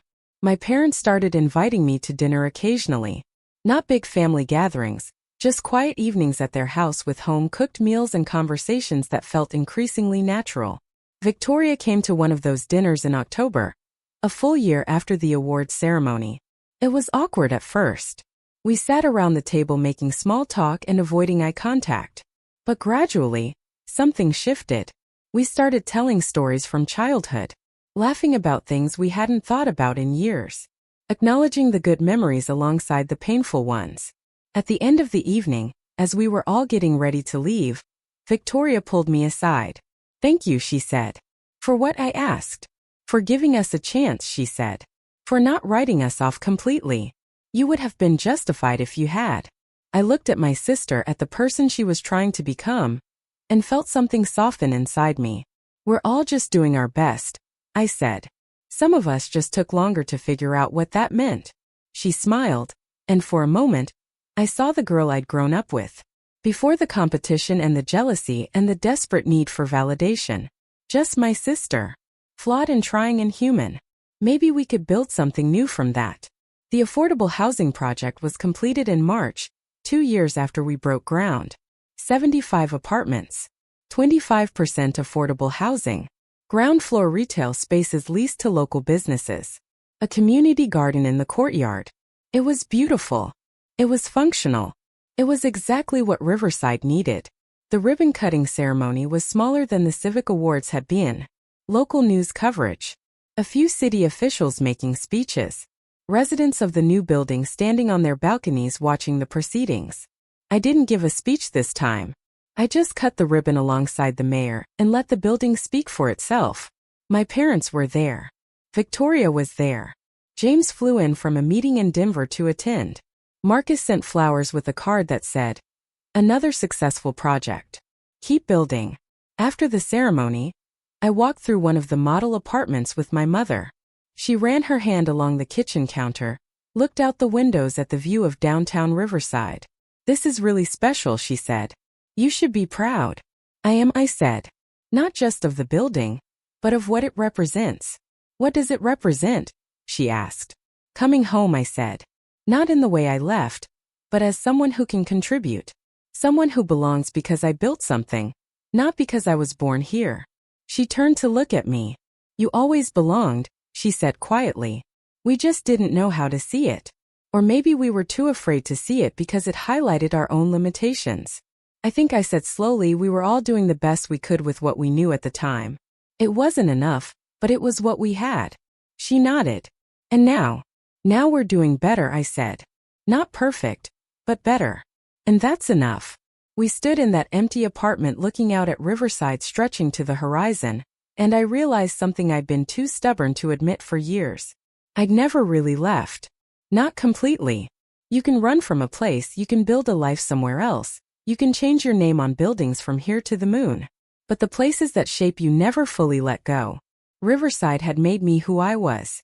The hurt and the invisibility and the desperate need to prove myself had driven me to build something extraordinary.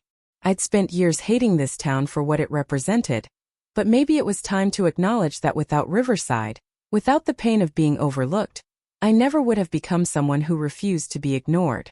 That evening, I stood on the balcony of my condo watching the sun set over the water. My phone buzzed with a message from James. "The investors from Singapore want to talk about the project we pitched last month. Could be big. Also, there's a property in Portland that just hit the market. Might be worth a look." I smiled and typed back, "Schedule the Singapore call for next week. And send me the Portland details. I'll review this weekend." His response came immediately, "On it. By the way, saw the news coverage of the ribbon cutting. Building looks amazing. You done saving Riverside yet? Or should I expect more projects?" "Still deciding," I replied. "Maybe one more. We'll see." One more became 3 more.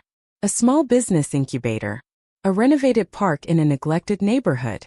Partnership with the school district to upgrade their technology infrastructure. Over the next 2 years, Summit Acquisitions became one of the largest private investors in Riverside's revitalization. Not because I was trying to prove anything anymore, but because the work mattered. Because I'd learned that sometimes the best revenge isn't revenge at all. It's building something so undeniably good that people have no choice but to see it. And somewhere along the way, something unexpected happened. I stopped thinking of Riverside as the place that had hurt me and started thinking of it as the place I was helping rebuild, including the parts of myself that had been broken here. My relationship with my family would never be what it could have been if we'd gotten it right the first time. Too much distance. Too many years of silence. Too many wounds that had scarred over but never fully healed. But we had something now. Something honest and imperfect and real. We had Sunday dinners where we talked about our lives without performing for each other. We had holidays where the goal was connection, not image. We had the slow, careful work of learning who we actually were instead of who we'd pretended to be. Victoria and I would never be close the way sisters are supposed to be close. But we could be in the same room without it hurting. We could acknowledge the past without being consumed by it. We could wish each other well and mean it. That felt like enough. 3 years after the Civic Awards ceremony, I stood in my office at Summit Tower looking at a map of the Northeast with pins marking every property we owned. There were hundreds of them now. Apartments and office buildings and mixed-use developments. Each one representing thousands of hours of work, millions of dollars of investment, and the belief that buildings aren't just structures. They're possibilities. They're chances for people to build better lives. My assistant knocked on the door frame. "There's someone here to see you," she said. "They don't have an appointment, but they said it's important." "Who is it?" I asked. She glanced back toward the reception area. She said her name is Monroe. Victoria Monroe. I felt my stomach tighten. "Send her in," I said. Victoria walked into my office looking nervous. She was dressed professionally, carrying a leather portfolio, her hair pulled back in a neat bun. We'd seen each other at family dinners, but she'd never come to my office before. This felt different. Significant. "Hi," she said. "Hi," I replied, gesturing to the chair across from my desk. "Sit." She sat, clutching the portfolio in her lap. "I'm sorry to just show up," she said. "I know you're busy, but I have something I wanted to show you, and I thought it would be better to do it in person." "Pay," I said. "What is it?" She opened the portfolio and pulled out a folder. "For the past 2 years," she said, "I've been working on something. Project. And I wanted to get your opinion before I go any further." She slid the folder across the desk. I opened it and found a detailed business plan. The header read, "Second Chance Consulting, Financial Planning and Grant Writing Services for Nonprofits." I flipped through the pages. It was thorough, professional. The concept was simple: help small nonprofits manage their finances properly, apply for grants, and avoid the mistakes Victoria had made with her own foundation. The pricing structure was reasonable, designed to be affordable for organizations with limited budgets. There was even a section on pro bono services for startups. "This is good work," I said, looking up at her. "Really good." "Thank you," she said quietly. "I've been taking classes. Accounting, nonprofit management, grant writing. I want to help organizations do it right, the way I should have done it." I studied my sister's face. She looked different than she had 3 years ago. More grounded, less desperate for approval. Someone who'd done the hard work of figuring out who she was beneath the performance. "Why are you showing this to me?" I asked. "Because I want to do it right this time," she said. "And that means being honest about my past. About the mistakes I made. I'm not trying to hide from what happened. I'm trying to learn from it. And I thought maybe if you believe this was legitimate, other people might too." "You want my endorsement," I said. "Not publicly," she said quickly. "I'm not asking you to put your reputation on the line for me. I just want your opinion. If you think this is a bad idea, if you think I'm not ready, I'll wait. I'll keep working until I am ready. But if you think it could work, that would mean something to me." I looked back down at the business plan, at the careful research and thoughtful planning, at the evidence of someone who'd taken her failures and turned them into hard-won wisdom. "You should do this," I said finally. "Not because I'm endorsing it, but because it's good work. Because people need this. And because you've earned the right to try again." Her eyes filled with tears. "Really? Really?" I said. "But Victoria, if you do this, you have to be completely transparent. Your past is part of your story now. You can't run from it. You have to own it." "I know," she said. "The business plan addresses that. There's a whole section on ethics and accountability. I want to be the person who made mistakes and learned from them, not the person who pretends they never happened." "That's exactly right," I said. She wiped her eyes and smiled. "Thank you, Alexis. This means more than you know." We talked for another 20 minutes about logistics and strategy. I connected her with Marcus Sheffield to review the legal structure. I gave her the names of a few nonprofit directors who might be interested in her services. When she left, she hugged me. It was brief and awkward, but it was real. And it was the first time we'd embraced in over a decade. After she left, I sat at my desk thinking about second chances, about how rare they are and how hard you have to work to earn them, about how some people never get them at all and some people get them and waste them, and some people get them and build something better than what they had before. I didn't know which category Victoria would end up in, but I knew she was trying. And that was more than I'd expected from her 3 years ago. That night, I had dinner with my parents at their house. It had become a monthly tradition. These quiet evenings where we cooked together and talked about everything and nothing. My father grilled salmon on the back deck while my mother made a salad and I set the table. Normal family things. The kind of things we'd never really done when I was growing up because we'd been too busy performing our roles. Victoria came by, she said casually while chopping vegetables. Told us about her business idea. My mother glanced at me. "What did you think?" she asked. "I think she's ready," I said. "I think she's done the work." My father came in from the deck carrying a platter of perfectly grilled fish. "That's generous of you," he said. "After everything." "It's not generous," I replied. "It's just honest." She earned a second chance. We all did. My mother smiled and reached across to squeeze my hand. "Look at us," she said softly. "Actually being a family. Took us long enough," my father added. "Better late than never," I said. And meant it. Up next, you've got 2 more standout stories right on your screen. If this one hit the mark, you won't want to pass these up. Just click and check them out.